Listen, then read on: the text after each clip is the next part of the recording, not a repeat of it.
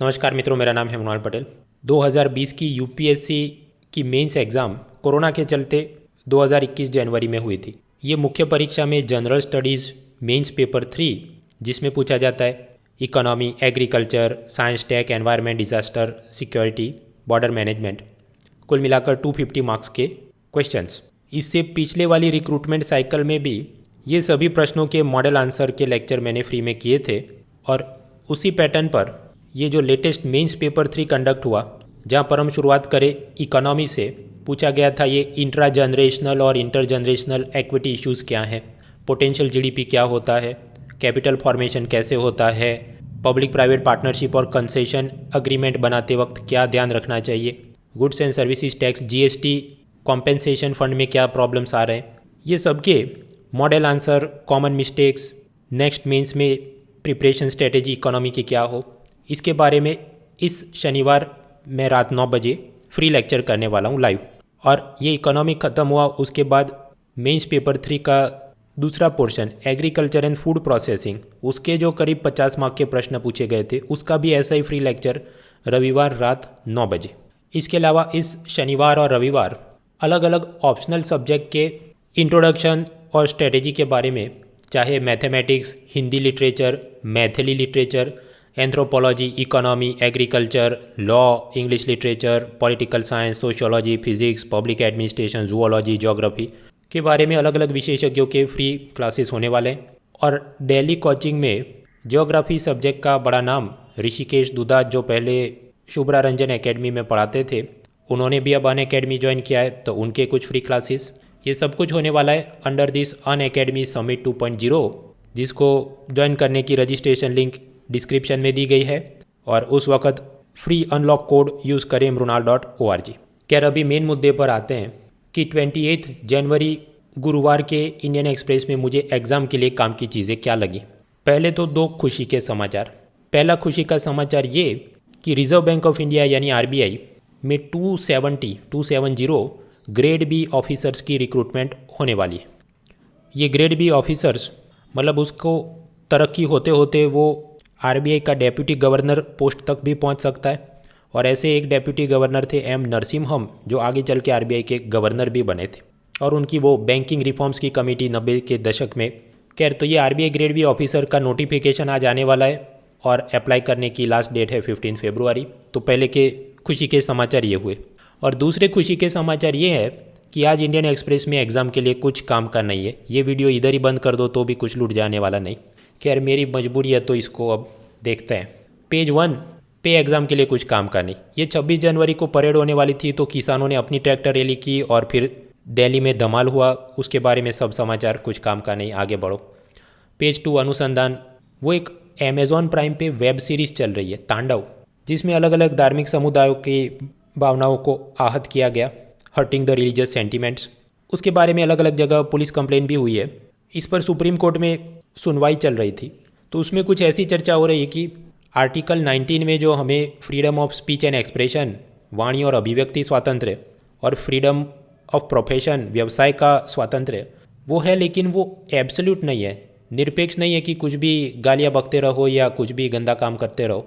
तो supreme court जज ने ये ऑब्जर्व किया कि अगर कोई कलाकार धार्मिक भावनाओं को आहत करता है, तो फिर वो ऐसे एक्सक्यूज़ सही नहीं है जब वो कहे कि नहीं नहीं, वो तो मैं व्यक्ति के रूप में, वो मेरी टिप्पणी नहीं, वो तो मेरे किरदार ने स्क्रिप्ट में लिखा था, ऐसा बोला था।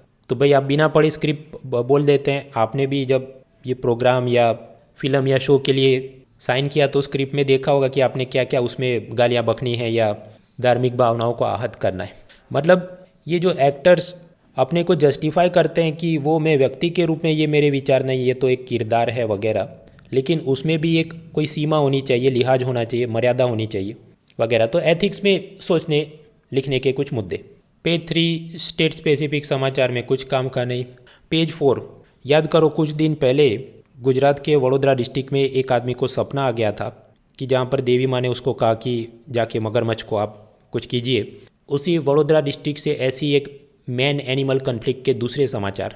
मित्रों, भारत में स्वच्छ भारत अभियान चल रहा है कि खुले में शौच नहीं करना चाहिए, लेकिन कई बार हम पाते हैं कि अमीर लोग अपने पेट डॉग्स, पालतू कुत्ते लेके चलते हैं और आपके घर के सामने ही उनका कुत्ता शौच कर जाए। और फिर लोगों में लड़ाई हो जाती है। तो ऐसी बड़ी बड़ी लड़ाई 9 लोगों को पुलिस ने गिरफ्तार करना पड़ा। वैसे तो गुजरात का एडमिनिस्ट्रेटिव कैपिटल गांधीनगर है, लेकिन कुछ लोगों के हिसाब से गुजरात का कल्चरल कैपिटल, सांस्कृतिक राजधानी वडोदरा है। और इधर ही कुछ लोग मगरमच्छ को छेड़ते हैं, कुछ लोग पालतू कुत्तों पे लड़ते रहते हैं। चिंता का विषय। हाँ, तो इसमें एग्ज़ाम के लिए काम का क्या है? मैं पाता हूँ यूपीएससी इंटरव्यू में बहुत सारे लोग हॉबी में लिखते हैं taking care of the street dogs या पेट डॉग्स वगैरह। मुझे पालतू कुत्तों के साथ खेलना, उनको देख रेख रखना बहुत अच्छा लगता है। लेकिन कई बार यूपीएससी इंटरव्यू में ये होता है कि उसका जो मेंबर बैठा है उसके अपने कुछ और जटिल अनुभव हो सकते हैं। जैसा इधर हुआ कि पालतू कुत्ता किसी और का उसके घर के सामने ही शौच करके जाता है, तो उसको नहीं पसंद होगा। तो जब ऐसे मेंबर आपको कोई प्रश्न पूछते हैं कि पालतू कुत्तों का क्या करना चाहिए या सड़क के आवारा कुत्तों का क्या करना चाहिए, तो ये जो यूपीएससी एस्पायरेंट होते हैं वो ज़रूरत से ज़्यादा भावुक हो जाते हैं। और जो मेंस पेपर 4 में हमको बताया गया है सिंपैथी, एम्पैथी, दूसरों के बारे में भी आपने सोचना चाहिए, लेकिन उनके सारे जवाब ऐसे होते हैं कि मतलब वो कुत्ता गलत नहीं है, इंसान गलत है। तो ये ऑफिसर लाइक क्वालिटी नहीं है, क्योंकि मैंने आपको बताया था ऑफिसर का काम क्या है, डिस्पैशनेट एनालिसिस ऑफ फैक्ट्स। भावुक हुए बिना तथ्यों के आधार पर उसने बात करनी चाहिए कि हाँ, पशुओं के प्रति अनुकंपा भी होनी चाहिए, लेकिन साथ ही साथ मनुष्यों को भी उससे असुविधा न हो उसका भी हमने ख्याल रखना चाहिए। ये पिछले साल अनअकैडमी ने फ्री यूपीएससी मॉक इंटरव्यू किए थे। उसमें एक ऐसा मॉक इंटरव्यू है, मैंने अपने ये यूट्यूब चैनल पे भी अपलोड किया है, उसको आप देखिए, आपको पता चल जाएगा कि ये मैं क्या बात कहना चाहता हूँ। आगे बढ़ते हैं, पेज 5। नौकरियों के विज्ञापन में वेस्ट बंगाल में Indian institute of information technology में जूनियर असिस्टेंट वगैरह की रिक्रूटमेंट्स हैं अगर आप चाहते हैं। और दूसरे बड़े विज्ञापन ये रिजर्व बैंक ऑफ इंडिया में 270 ग्रेड बी ऑफिसर्स, और उसके अलावा इकोनॉमिक एंड पॉलिसी रिसर्च और स्टैटिस्टिक्स के अलग करीब 25-30 ऑफिसर्स की recruitment. 15 February is the last date to apply. Page 6 राशि भविष्य काम का नहीं। पेज 7 पर भी विज्ञापन काम के नहीं। पेज 8 लेफ्ट साइड के छोटे छोटे कॉलम में एक तो भारत चाइना के बॉर्डर इश्यूज़, लेकिन इसमें जानने लायक कुछ नया नहीं। दूसरे समाचार वो पॉक्सको एक्ट में महाराष्ट्र की एक कोर्ट ने कुछ कि विक्टिम ने कपड़े पहने हैं और फिर टच किया तो वो सेक्सुअल असॉल्ट है या मोलेस्टेशन, ये पर उसका आगे कुछ जजमेंट आने दो, इस पर ये पूरी अभी कॉलम चल रही, खास काम की नहीं।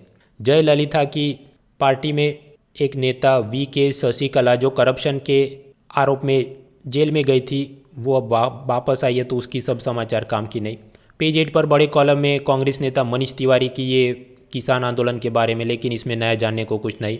फिर ऐसे ही एक भीम आर्मी के नेता चंद्रशेखर आज़ाद की कॉलम की भारत में महिलाओं और दलितों पर अत्याचार हो रहे हैं, लेकिन एग्ज़ाम पॉइंट ऑफ व्यू से इसमें ऐसे कुछ नए मुद्दे नहीं जो एनसीईआरटी क्लास 11-12 और अपनी दूसरी सब पढ़ाई से हम न जानते हो। तो आगे बढ़ो।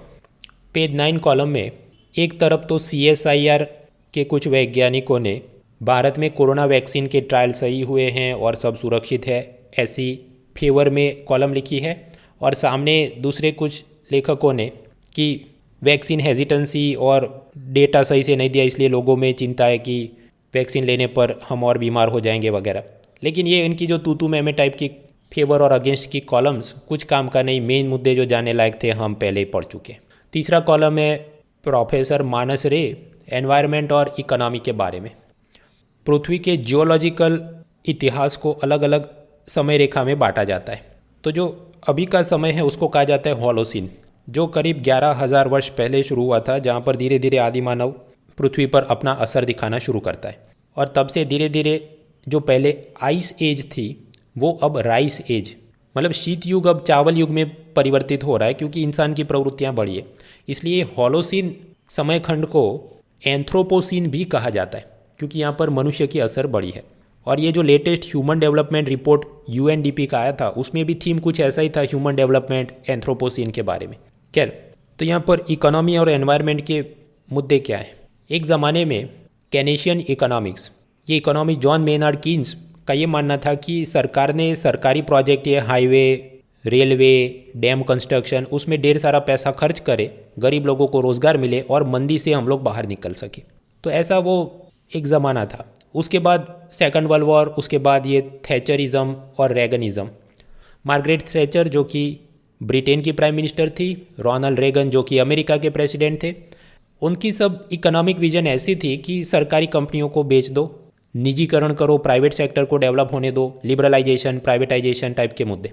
और उसी को आगे बढ़ते बढ़ते भारत में भी आप जानते हैं प्राइम मिनिस्टर नरसिम्हा राव के ज़माने में एलपीजी रिफॉर्म्स।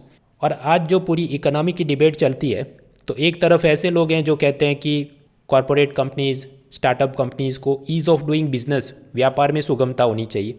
और सामने दूसरे कुछ लोग हैं जो ये बोलते रहते हैं कि नहीं, ये सब के चलते जो पूंजीवाद बढ़ रहा है उसमें मजदूर, गरीब लोग, उनका शोषण हो रहा है। ये स्विगी, जोमेटो, अमेज़ॉन, ये सब की गीग इकोनॉमी मतलब वो उनके जो भी वर्कर्स होते हैं वो इधर उधर डिलीवरी करते हैं, लेकिन असल में वो कंपनी के एम्प्लॉय नहीं माने जाते और उनको सब सोशल सिक्योरिटी, पेंशन, इंश्योरेंस के लाभ नहीं मिलते, शोषण हो रहा है, ऐसे मुद्दे।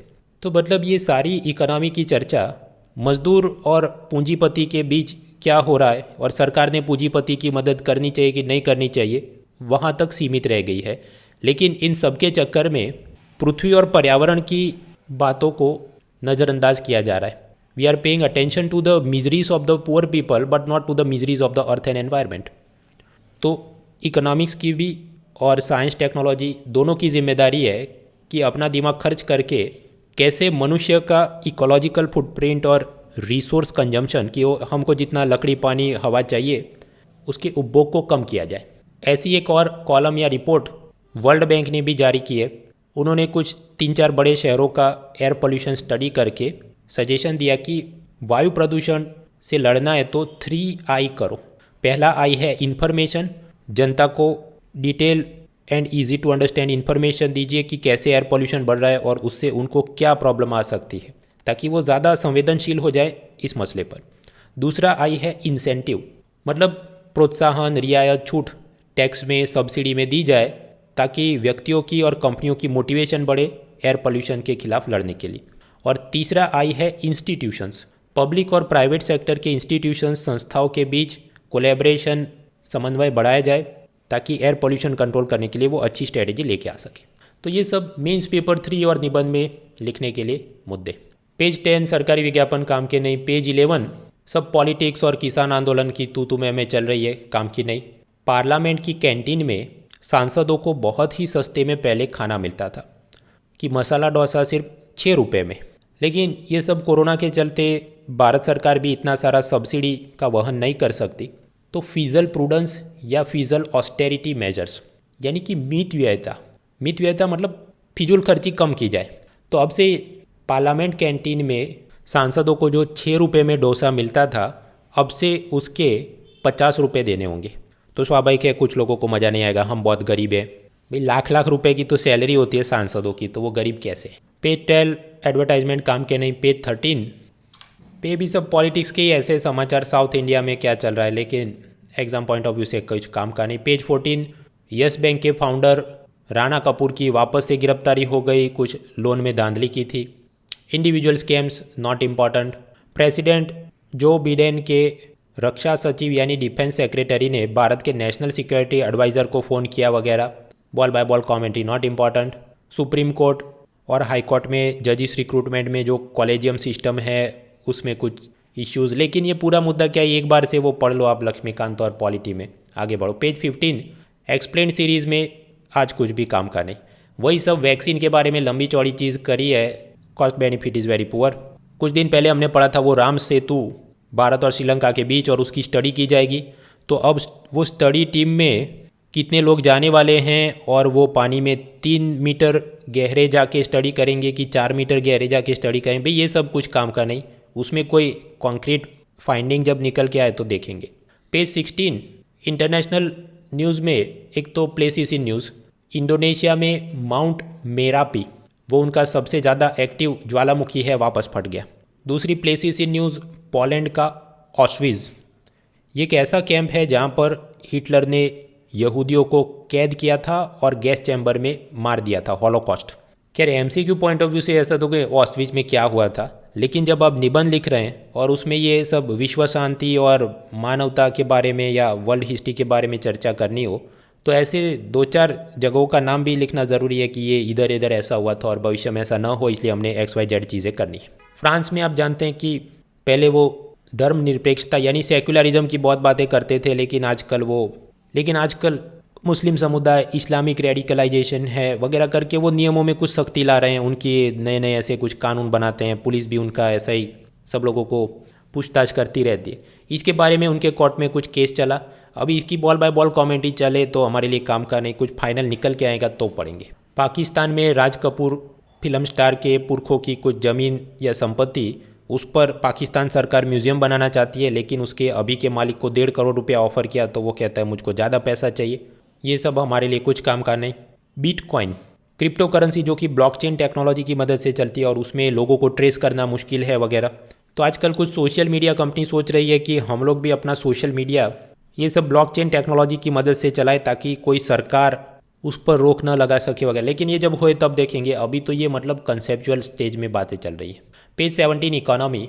भारत में सोने की कुछ खदानें तो हैं, गोल्ड माइंस आर प्रेजेंट, लेकिन उसका प्रोडक्शन इतना नहीं है कि भारत के लोगों की गोल्ड की भूख को शांत कर सके।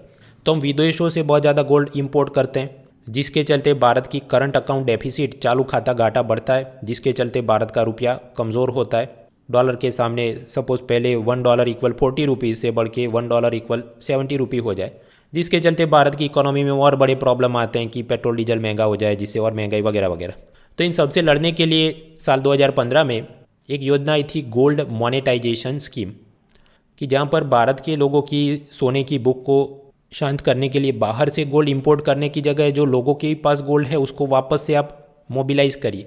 लोगों को कहा जाता है आप अपना सोने के बिस्किट, ज्वेलरी वगैरह बैंकों में डिपॉजिट करो, वहाँ से एक MMTC नाम की कंपनी को वो सारा गोल्ड दिया जाता है जो आगे चल के ज्वेलर्स और कंप्यूटर इलेक्ट्रॉनिक्स मैन्युफैक्चरिंग कंपनियों को सोना देता है, जिससे वो अपना उत्पादन करते हैं।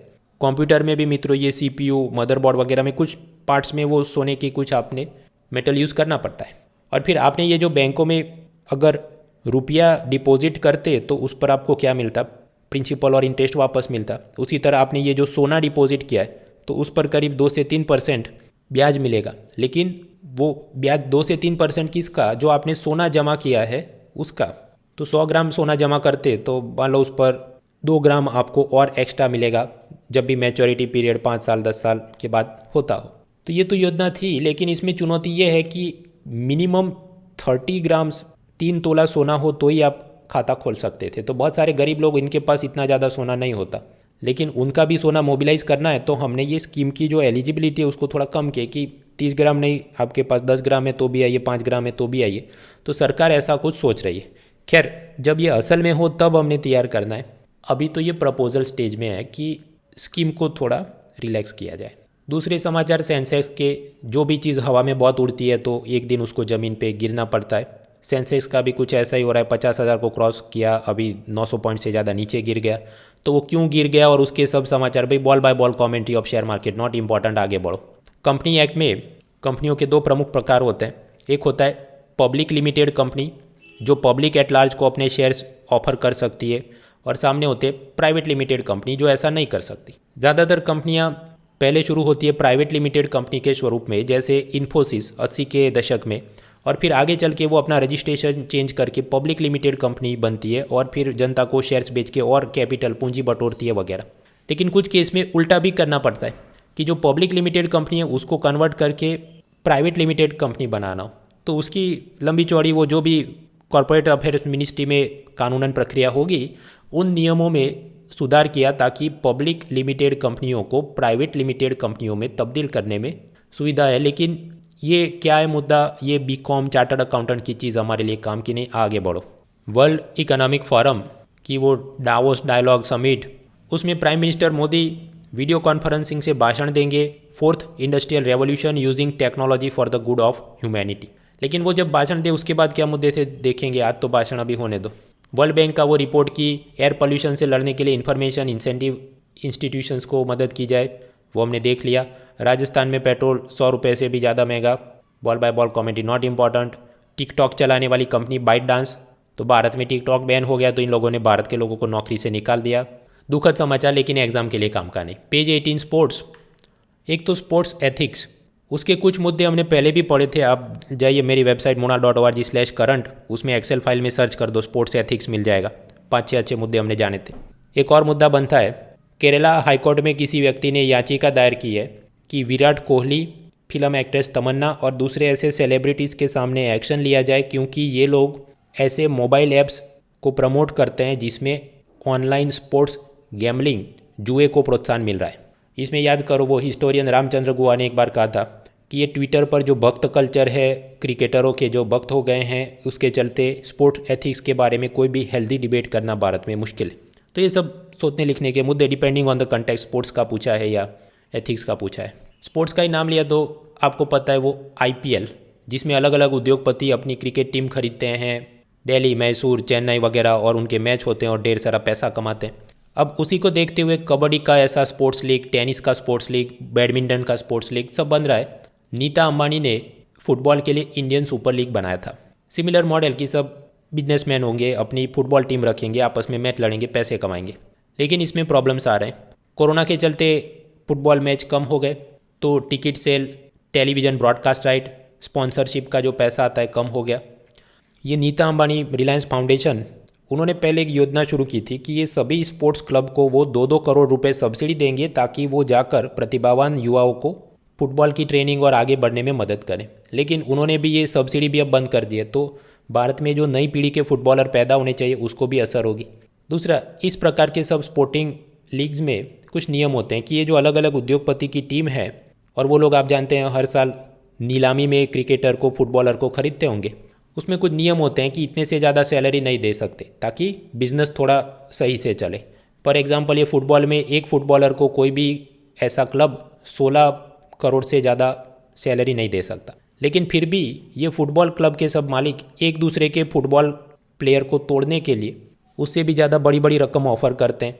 और ये नियमों से बचने के लिए हो सकता है कुछ कि उसको बंगला दे देंगे या कुछ प्रॉपर्टी या वाइफ के नाम पर कुछ लूप होल की मदद से, मतलब कि बिजनेस को ये भाव बिगाड़ रहे हैं, जिसके चलते ये सब अनसस्टेनेबल हो रहा है वगैरह वगैरह। एग्ज़ाम के लिए किधर काम का है भाई। जब स्पोर्ट्स की आप निबंध लिखते हैं तो सिर्फ भारत सोने की चिड़िया था और फिर अंग्रेज आए और उसको लूट गए, और फिर क्रिकेट के चलते बाकी सब स्पोर्ट्स का डेवलपमेंट नहीं हो रहा है, उसके आगे बढ़िए। बाकी सब स्पोर्ट्स का भी डेवलपमेंट के लिए कोशिशें हो रही है प्रीमियर लीग मॉडल के द्वारा कि टेनिस, कबड्डी, फुटबॉल, लेकिन उसमें ये नई चुनौतियाँ हैं। So we need to address them वगैरह वगैरह। तो ये था गुरुवार का न्यूज़पेपर।